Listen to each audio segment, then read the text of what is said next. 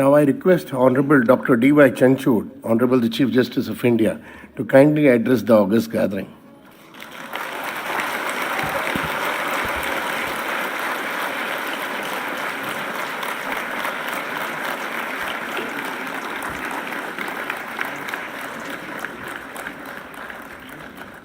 A very good evening to everyone here this evening. Honorable Chief Justice of India designate, my very dear brother and friend Justice Sanjeev Khanna, distinguished sister and brother judges of the Supreme Court, Mr. R. Venkatramani, the Learned Attorney General for India, Mr. Tushar Mehta, the Solicitor General, Mr. Kapil Sibal, the President of the Supreme Court Bar Association, Ms. Rachna Srivastav, Vice President of SCBA, Vikrant Yadav, the Secretary, and all the office bearers of SCBA, and of course, Skora, Vipin Nair, Amit Sharma, Nikhil Jain, and all the other members, the members of the registry, all the senior and junior lawyers who have come in such large numbers that you have truly left me humbled, my own family.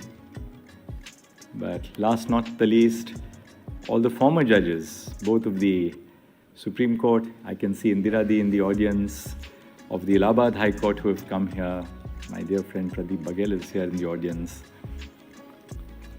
Thank you so much for such a great honor. What more can I expect from life?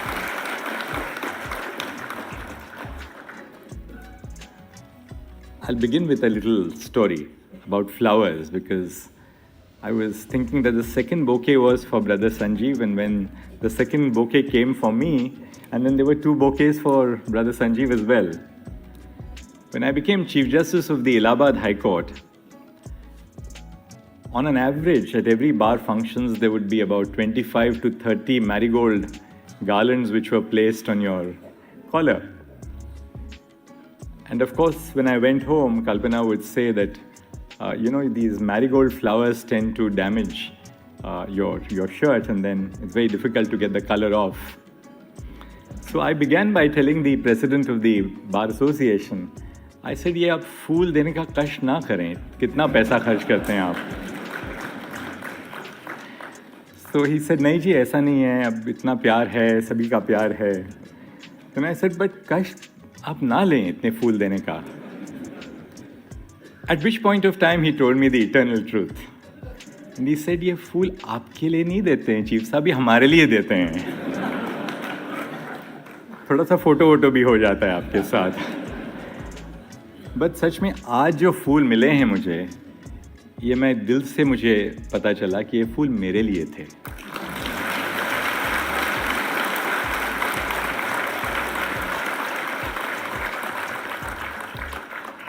क्योंकि दिल की बातें जो छुपाई नहीं जा सकती. Well, it's a moment today of Thanksgiving. It's a little bit of time for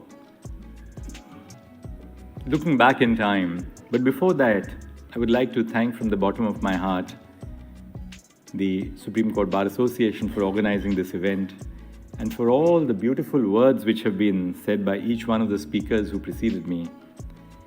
Brother Sanjeev Khanna, I'm really touched to the core by what you've said. Thank you so much, Rachna. Thank you, Kapilji, for these beautiful words in the poem. Thank you so much, AG. And thank you, really, all of you, for giving me this great honor together with my family. I don't want to be very long, but it's obviously a time when I must acknowledge those who have played a very critical role in my life. And who more, or who better, to begin with than my own mother.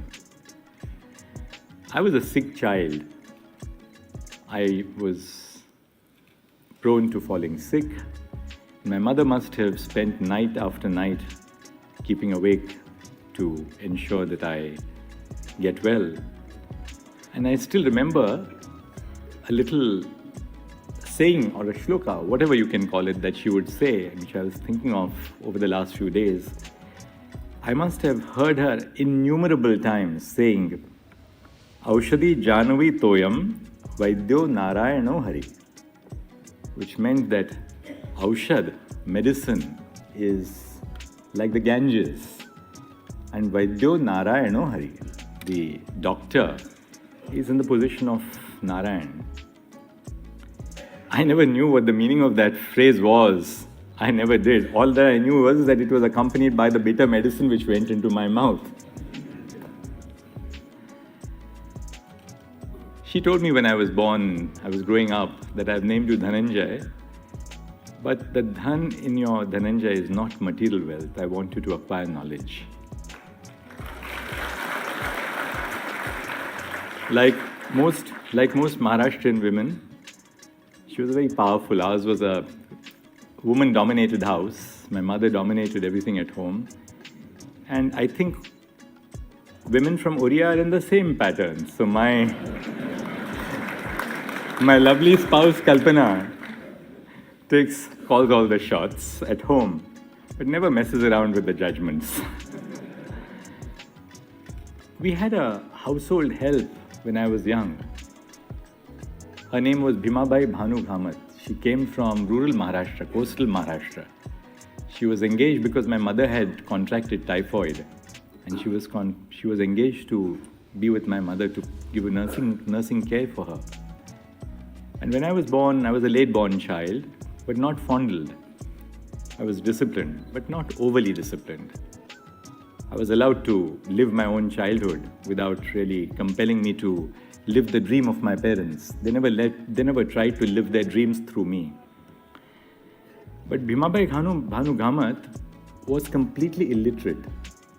In fact, she learned how to write her name when she joined our family, our household. I was so sick, but she really nurtured me. And she taught me so much about life beyond the urban area that I was born into.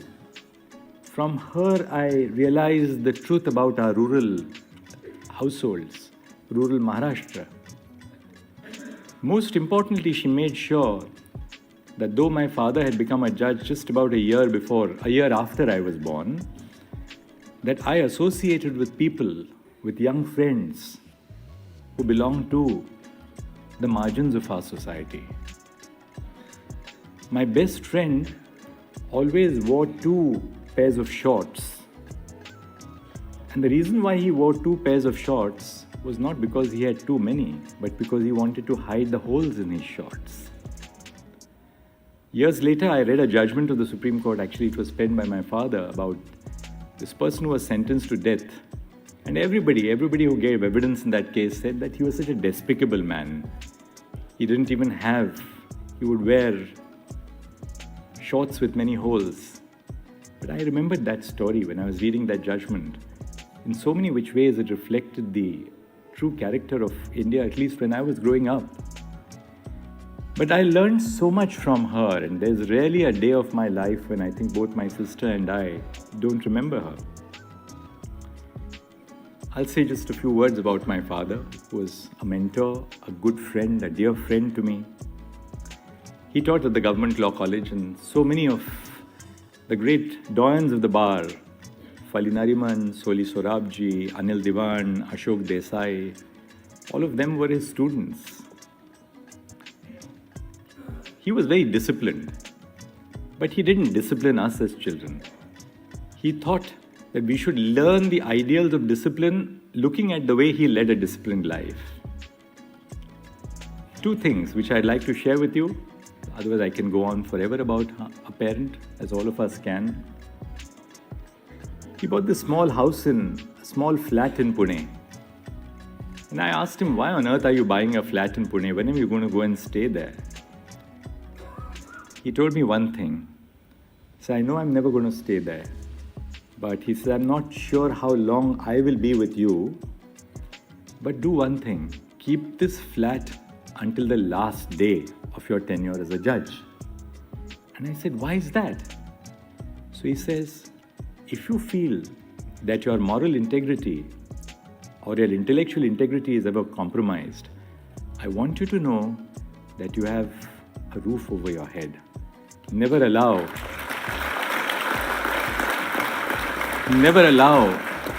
Never allow yourself to be compromised either as a lawyer or as a judge because you have no place of your own. When I was young and I was growing up and I was in Delhi University, everyone you had to do a subsidiary subject, and all my friends were taking either philosophy. Most of them were taking philosophy, which was a subject where you read for one evening and passed. You had to only pass. But my father insisted that I should take up Hindi. Now, I knew only Bombaya Hindi. But he insisted that I took Hindi, and it was a difficult call. But in the course of learning Hindi in college, I came across Mahadevi Verma, Jaishankar Tripathi, Nirala, Ramdhari Singh Dinkar, and so many. Munshi Premchand, Gaban I must have read at least a dozen times. Just I read Cry the Beloved Country by Alan Paton later, which really inspired me. So he inspired me to do Hindi. Almost 30 years later, when I was to go to the Allahabad High Court, I realized how important it was, because very often the advocacy in English would end with, "Please, Your Lordship." And then lawyers would accept me so much better because they realized the frailties of my tongue, of my language. But they felt that I had reached out to them in a language which was close to their heart. And that's one of the lessons which I learned, of trying to reach out to people in areas which make a difference to their lives. So the last 24 years of being a judge have been filled with challenges, they've been filled with triumphs, they have been filled with personal tragedies, they've been filled with unlimited personal happiness. But as a judge, what is it that really makes you tick? I'll just tell you a few incidents which have really made me tick in the last so many months. Yes, you write judgments which make a difference to the nation. You write important judgments on constitutional law. And we've got this complexity of law before us now.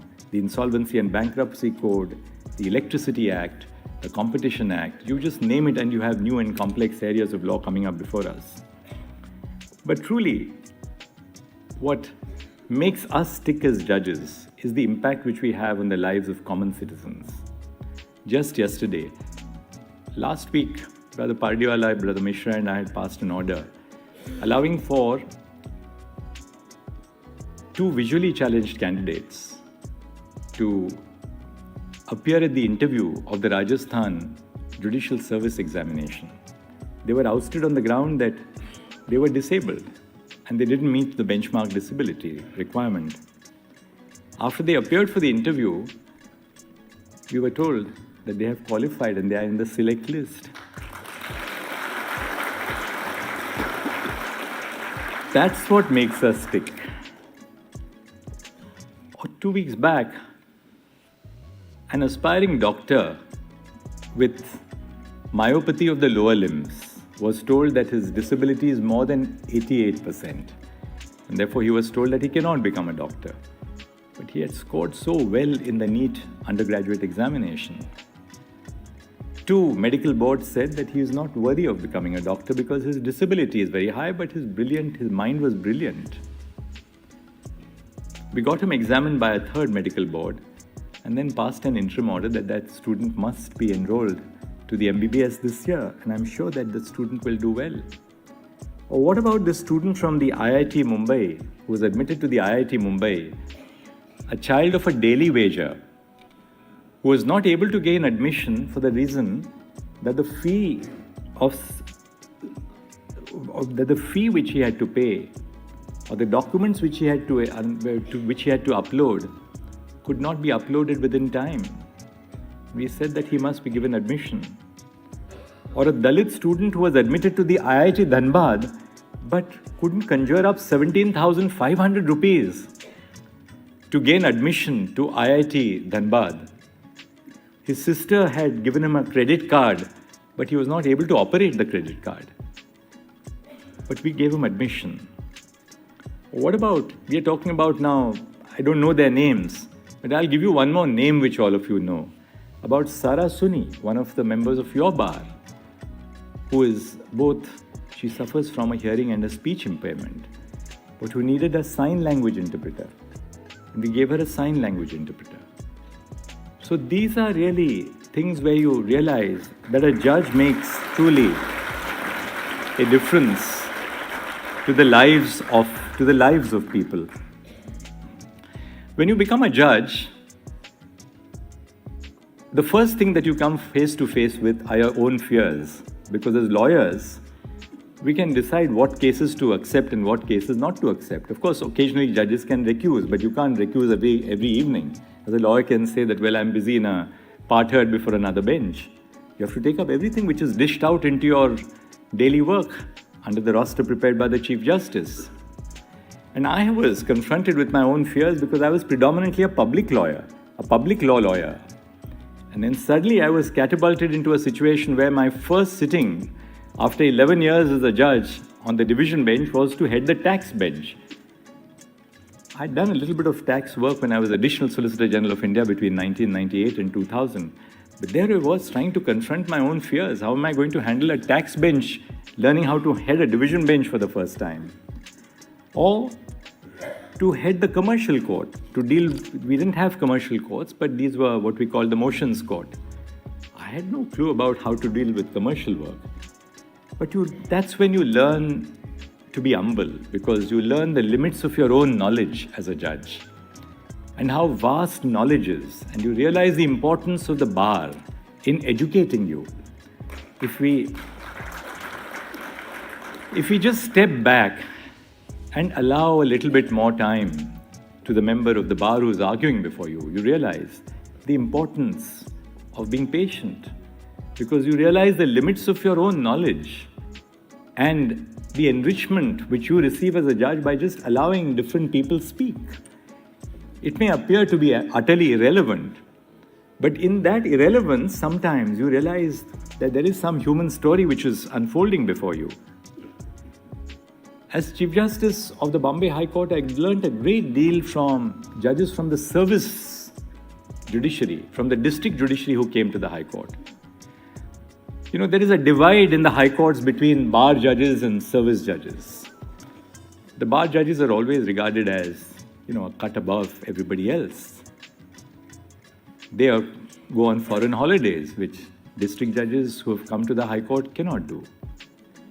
They have the kind of apparel which district judges do not wear. But I learned from my colleagues who are drawn from the district judiciary what a wealth of experience they had about the law actually in motion, because they had come face to face.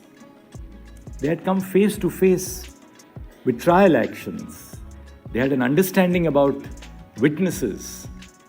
They had understanding about what our society is about. Because as you go higher and higher into the judiciary, you become separated from and isolated from the real strata of society for whom you are intended to do justice.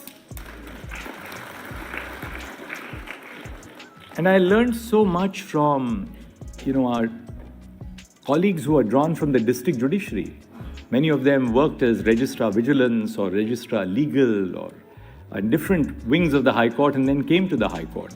And to them, I have a great debt of gratitude. As Chief Justice of the Allahabad High Court, when I was appointed to the Allahabad High Court, before I was appointed, I was congratulated because I was told that I was becoming Chief Justice of the Delhi High Court.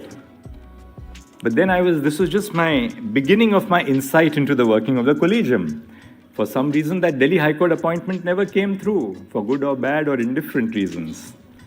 Then I was told I was going to Chief Justice to the Madhya Pradesh High Court. And I was delighted because I told Kalpana that we'll be able to travel and see some of the good sites in Madhya Pradesh, and our relatives will be able to see a lot of Madhya Pradesh. But that didn't come true. So we were traveling one evening from our home for an evening out in Mumbai when I got the call from Justice R.M. Lodha, and he said, we are sending you to Allahabad High Court as the Chief Justice.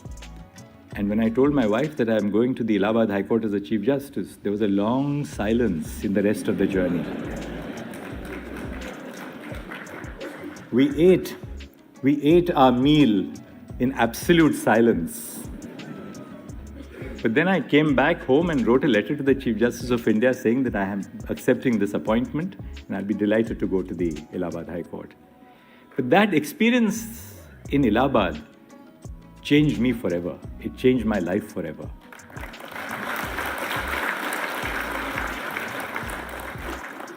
Growing up in Mumbai, we were fond of going to nice restaurants. As judges, we were service members of clubs like the US Club. US is not United States, but the United Services Club, run by the Army, Navy, and Air Force. When we went to Allahabad, we realized that these appendages of urban life are no longer available in Allahabad. But in that little nest which we made our home, you realized how little you need in life to be happy. We made that, Kalpana and I made that our home, and we gave it our everything. And in the simplicity of Allahabad, the simplicity of the lawyers, the warmth of the judges, who didn't have the artificiality that sophistications in larger cities bring, I learned a great deal of life in the heartland of India, which Uttar Pradesh is. I traveled across the length and breadth of Uttar Pradesh, made great friends on the bench, not off the bench, because as a judge you get isolated off the bench. But Allahabad really taught me such a great amount. It was a court of a sanctioned strength of 160 judges. When Chief Justice Thakur came for the sesquicentennial of the Allahabad High Court, and I introduced him to about 117 judges, which was my complement of judges at that time, he said, "Chief Justice, you have just proved me wrong." He had come from Patna, where there was a celebration going on. And he said, "You've just proved me wrong." And I said, "Chief, why have I proved you wrong?" He says, "I just said that there are so many judges in the Allahabad High Court that even the Chief Justice doesn't know all their names. And you know the name of every one of your colleagues." Well, what I didn't tell him was the secret. And the secret was that I had an album of photographs. And every morning over my morning cup of tea, I would keep one hand on the name and look at the photographs. In about a month or so, I had picked up all the names. But there was even a better way. There was even a better way to understand the names of judges. In the morning over a cup of tea, I would talk to all colleagues. Some colleague would tell me on a Monday morning, "Chief Saab, hum 80 kilometer motorcycle pe gaye the Sunday ko."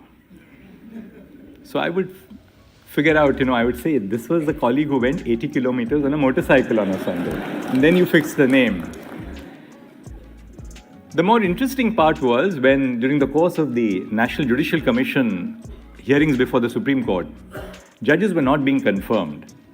And a batch of my colleagues was due to end their tenure the next day. The file was with President Pranab Mukherjee. And I get a frantic call from my Registrar General asking me, he says, "There's a call from the President's house that we have this judge," I will not name the judge, "with an end which says Roman 4. And the President wants to know, why is this judge called Roman 4? What has happened to the first 3? For instance, if it is Dhananjay Chandrachud 4, what has happened to 1, 2, and 3? So we had to go back to the drawing board, find out whether they were still in service or otherwise, because there were multiple judges with the same names. But together with the bar, and how wrong your predilections about the bar can be, I was told that the bar of Allahabad can be very difficult to handle. But my experience about the bar at the Allahabad High Court was exactly to the contrary. It was a wonderfully amicable bar, a very respectful bar. But the one thing which the lawyers in Allahabad taught me is that I didn't have to be taught this in Mumbai, because the lawyers knew me as a lawyer, as a judge. They took me for granted and I took them for granted. But the one thing which I learned in Allahabad was that so long as you are objective with the bar, they accept you for all your foibles. All that you have to do is to lift your pen when you have heard the argument and turn to your steno, and they'll say, "Thank you, my lord." They did not push their point beyond a point. So that was the kind of bar which we had in the Allahabad High Court. Ready to support the judiciary, ready to support the judges, extremely supportive of the work which we did and accepting of the change which we tried to bring about in the bar.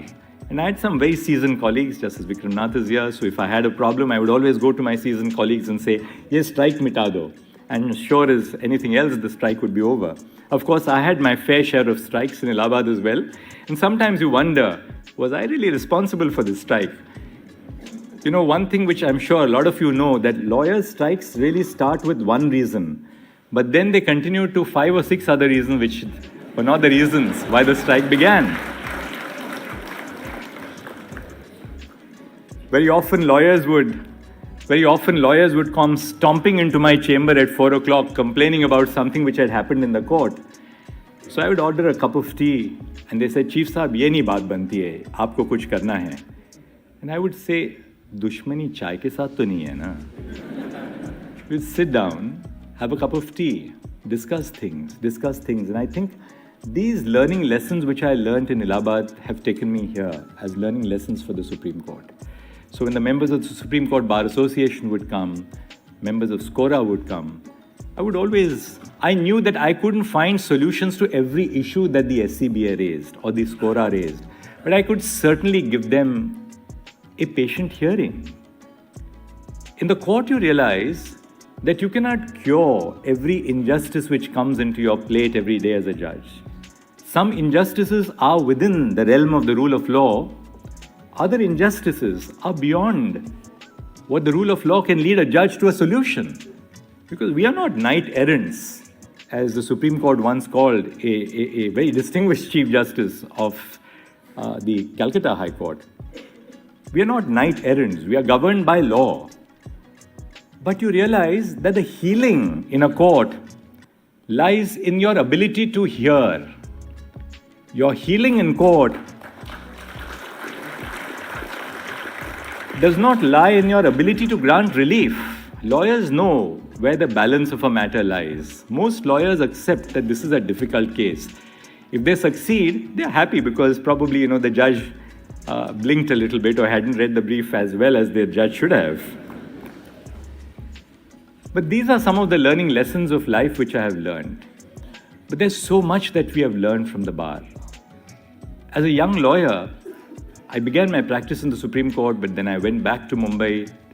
It was difficult going from the Supreme Court to Mumbai because in the Supreme Court you heard some of the most seminal constitutional cases every afternoon on a Tuesday, Wednesday and Thursday. When I went to Mumbai, my first brief was to mention a case before Justice Sujata Manohar. I asked the solicitor who had given me the brief on how much are you supposed to mark for mentioning a case before the judge.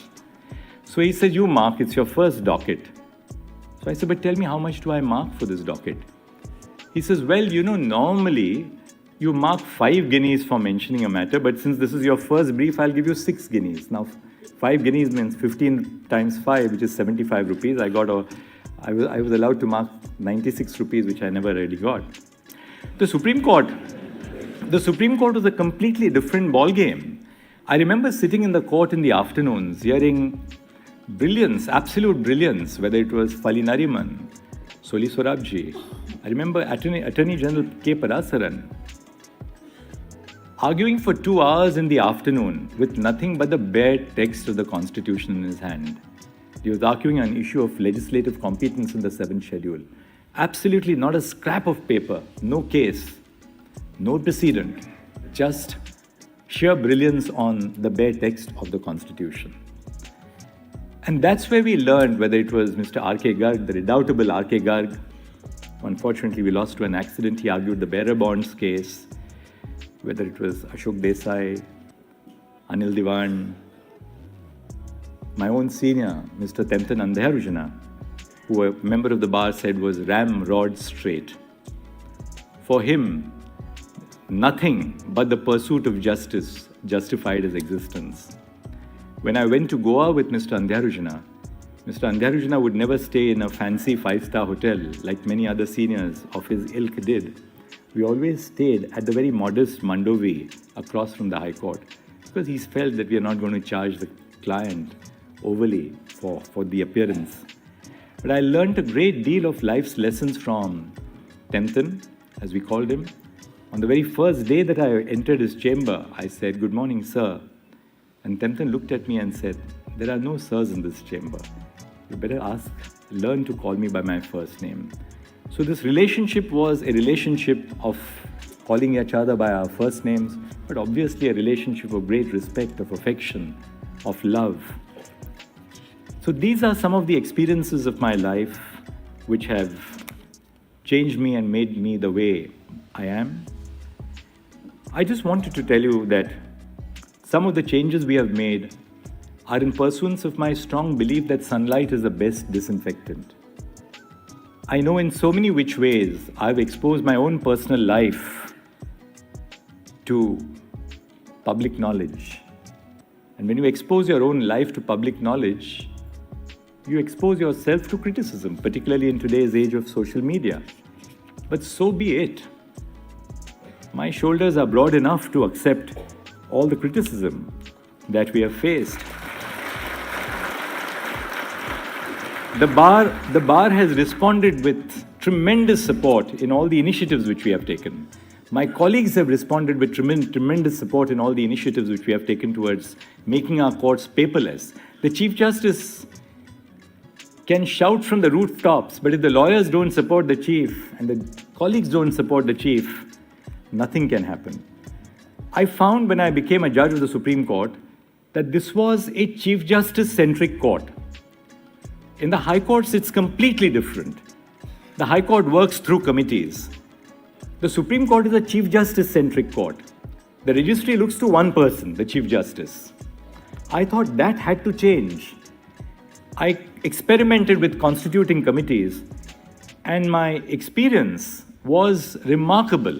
The kind of support which I got, whether it was in terms of translation of Supreme Court English judgments into regional languages, whether it was in terms of the work of the NCMS committee on the attempt to reduce arrears, whether it was for designating senior counsel, whether it was for changing the rules or the categorization of cases.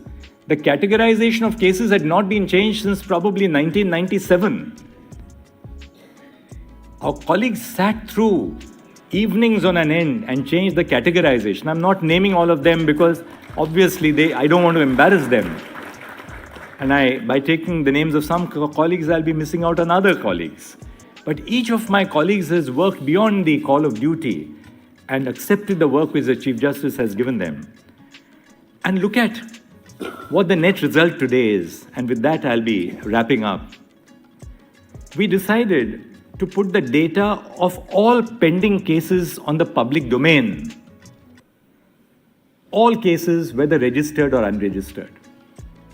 At the time when I took over as the Chief Justice, I found that there were close to 1,500 files which had been stashed up in the cupboard of a registrar. I said, this has to change. Every case which enters the system has to be tagged with a number. Now, I'll give you some figures which will tell you the kind of work which all the colleagues in the Supreme Court have done.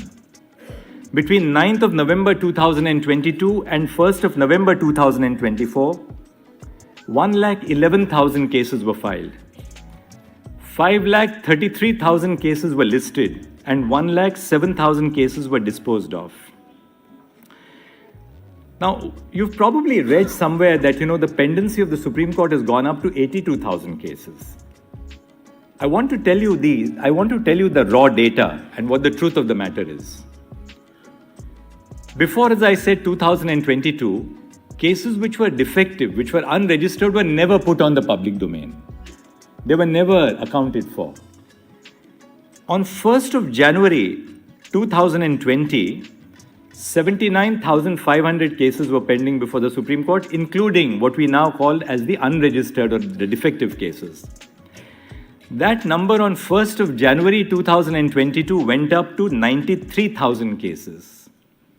On 1st of January 2024, the number has come down to 82,000 cases. So what the 82,000 cases which are pending does not tell you is that this number includes both the registered and the unregistered cases, and the number has decreased in the course of 2 years by over 11,000 cases. But look at the kind of support which the bar has given us by the number of cases you have filed.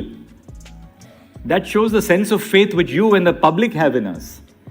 In 2020, 29,000 cases were filed in the Supreme Court.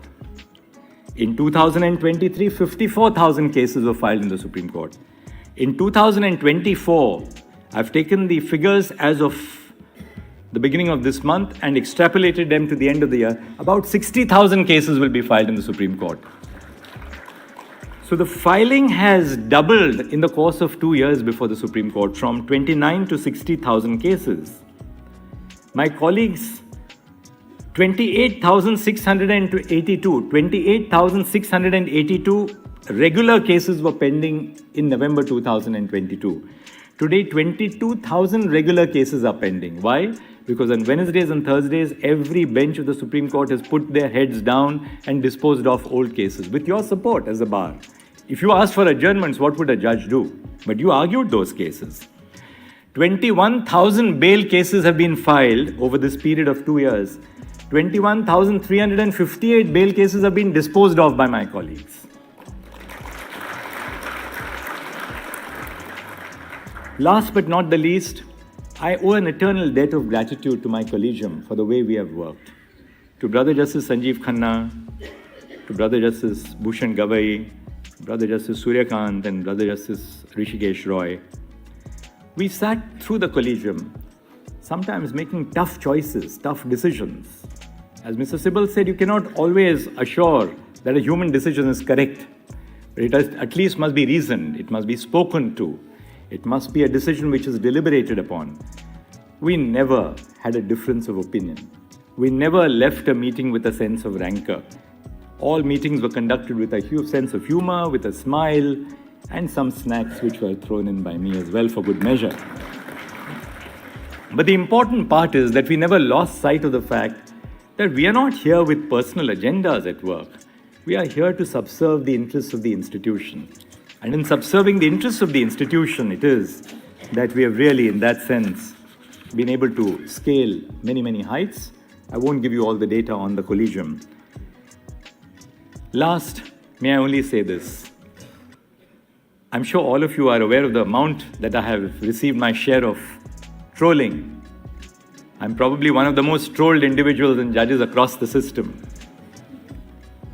I will only say with a shairi, and the shairi is, मुखालिफ से मेरी शख्सियत संवरती है, मुखालिफ से मेरी शख्सियत संवरती है, मैं दुश्मनों का बड़ा एहतिराम करता हूँ.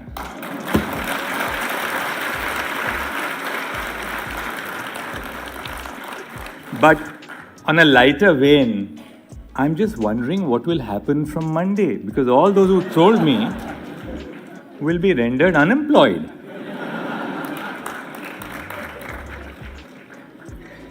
Last but not the least, that's the last but not the least, a word for the family.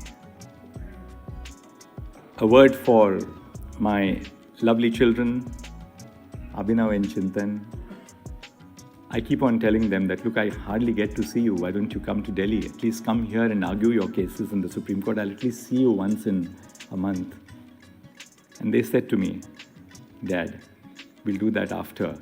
Why should we bring disrepute to your name and our name by coming here when you are a judge? I'm truly blessed to have children who have that ethos.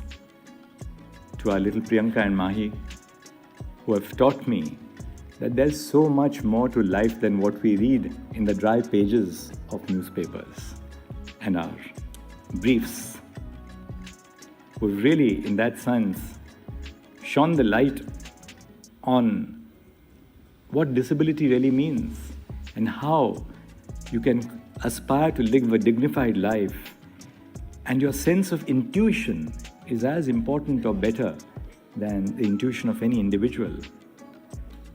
To my sister, Nima and Dilip, and my brother-in-law Dilip, who have come all the way from the US to be here, they are amazing people. They have helped me to stretch the boundaries of my own capabilities by pushing me to do much more than I could have possibly achieved.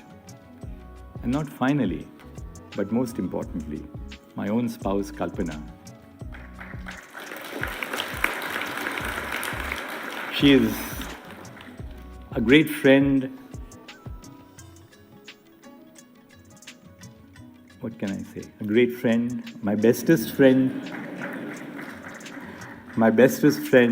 a staunch supporter, a fierce protector, sometimes a critic, but I know always without a reason of bias against me in mind, but a staunch protector and great friend to me. She's a person with values. She thinks about issues and believes greatly in issues.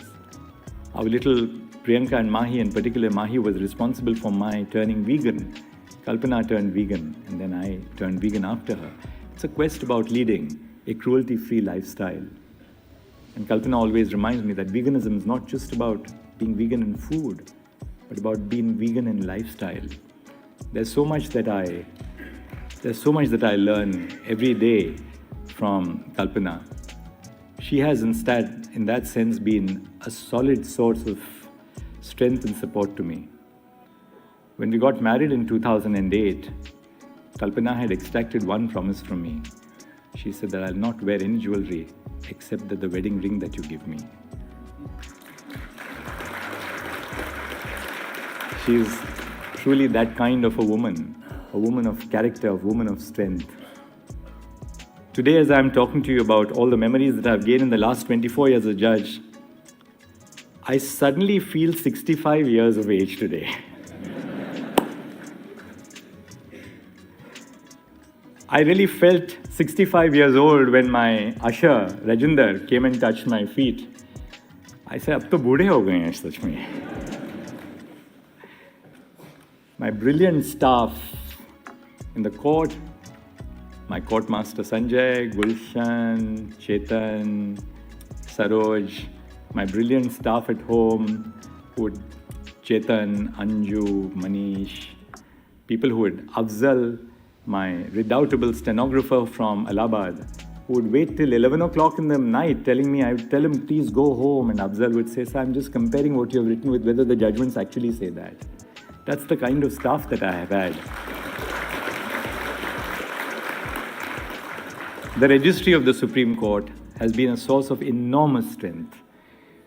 I got into the registry district judges who represent the diversity of India, whether it was a person from Jharkhand, somebody from Kerala, somebody from Tamil Nadu, Maharashtra, Madhya Pradesh, Himachal Pradesh, Punjab and Haryana, Assam, Orissa. You just name the state and we gave that registry a sense of diversity in terms of inclusion as well. And I've learned so much from my registrars in the Supreme Court. They have worked beyond the call of duty.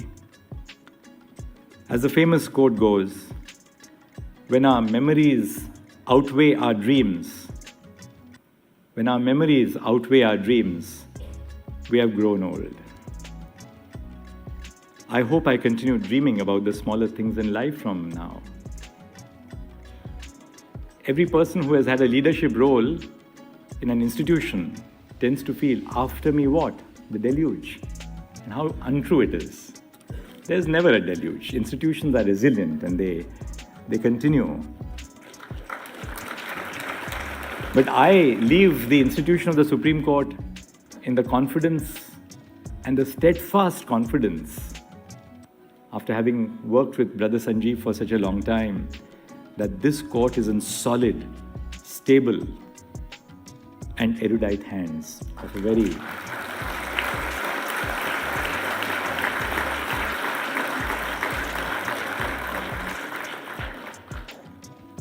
from my conversations with him have been over judgments, over cases, but the last conversations after his appointment have been about the administration of the Supreme Court.